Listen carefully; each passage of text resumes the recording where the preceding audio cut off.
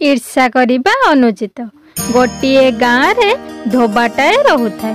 से गोटाए गध एवं गोटाए कुकुर छुआ पाली थाए। गध पिठी रे लुगा लदी से नई को जाए एवं घर को फेरे। कुकुर छुआटी ता पछे पछे दौड़ू थाए। धोबाटी कुकुर छुआ सहित खेले। से ताकू बिस्कुट खाइबा को दिए। कोଳରେ धरी गेल करे। गधटी एसबू देखुताए।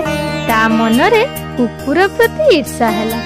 से भाबिला मु धोबार एते काम करुछि किंतु धोबा दिने हेले मो सहित खेलु नाही। मो पाई मध्य भल मंद खाइबा को आणु नाही।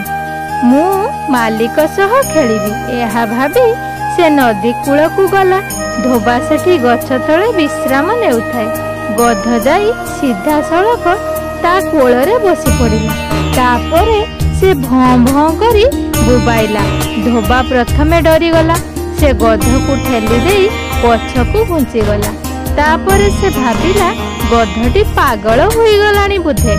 से सुनिथिला पागल गध कामुड़िले मनीषर मृत्यु हुए। तेणु बड़ ठेंगाटिए आनी गध को पिटिला। गध माड़ खाई खाई सेठारे मृत्युवरण कला। एथिरु आमे शिखिले अन्य सहित निजको तुलना करिबा अनुचित।